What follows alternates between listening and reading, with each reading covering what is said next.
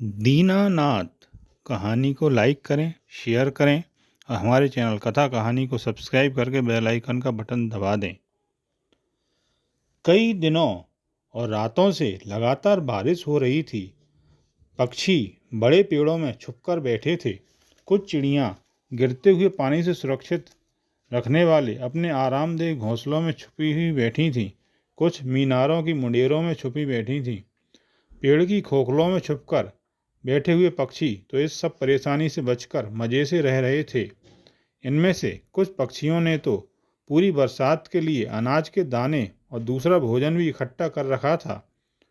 Robin एक तोता था जो इनमें से एक खोखल में रहता था। उस सुबह उसने जमकर नाश्ता किया था और अब वह नींद महसूस कर रहा था। वह बरसात के रुकने पर खेत से कुछ मटर के दाने चुगने की सोच रहा था। फिर थोड़ी देर के लिए बरसात रुकी, पर आकाश पूरा बादलों से घिरा हुआ था और फुहार आती रही।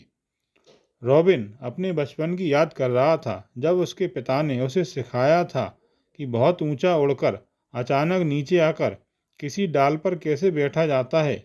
वे रोमांच और आनंद भरे दिन थे। एक जगह बैठे बैठे रॉबिन पुरानी यादों में घिरा हुआ था। रॉबिन, रॉबिन, किसी ने रॉबिन के घर के दरवाजे पर आवाज़ लगाई। रॉबिन वहाँ आया और अपने बचपन के मित्र चित्तीदार तोते को देखकर वह प्रसन्न हो गया। अरे वाह, मैं अभी तुम्हारे ही बारे में सोच रहा था। अंदर आकर अपने आप को थोड़ा गर्म कर लो, तुम्हारे पंख गीले हो गए हैं। लगता है तुम बारिश में उड़ते फिरे हो, रॉबिन ने कहा। रॉबिन का मित्र अंदर आ गया। और लोग कहाँ हैं? चित्तीदार ने पूछा।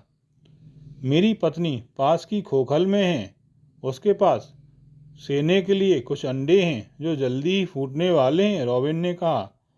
अच्छा, यह तो बड़ी अच्छी खबर है।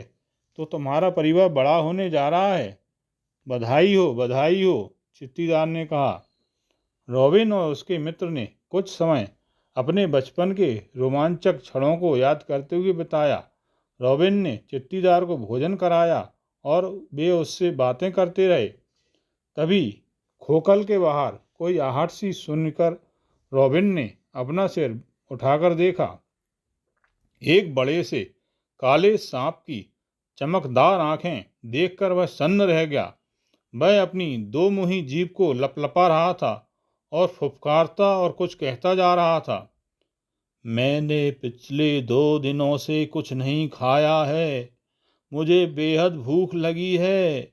मुझे तुम में से केवल एक चाहिए। एक से ही मेरा काम चल जाएगा। मुझे पता है तोते का मांस कितना स्वादिष्ट होता है। यह कहकर सांप ने एक बार और फुंकार मारी। हे भगवान, यह क्रूर सांप हमें खा जाएगा, रॉबिन चिल्लाया। दोनों पक्षी डर के मारे थर-थर कांपने लगे।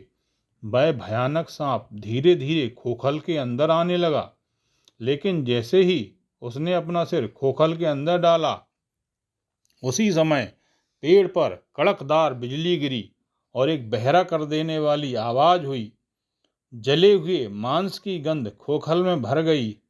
हे भगवान, सांप पर बिजली गिर पड़ी है, रॉबिन बोला। फिर उन्हें सांप के बेजान शरीर के नीचे गिरने की आवाज़ सुनाई दी। दोनों पक्षी अपने साथ एक क्षण में बीती हुई घटना पर विश्वास नहीं कर पा रहे थे। उन्हें एक चमत्कार ने ही बचा लिया था।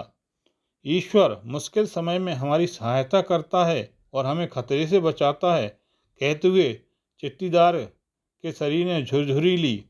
बहती हुई हवा और बादलों की गरज की आवाज़ें बढ़ने लगीं और शीघ्र ही घनघोर बारिश फिर से शुरू हो गई। दोनों ने आंख बंद करके ईश्वर का शुक्रिया अदा किया। आपने यह कहानी ध्यानपूर्वक सुनी, इसके लिए धन्यवाद। आपको यह कहानी कैसी लगी, कृपया कमेंट बॉक्स में जाकर बताएं।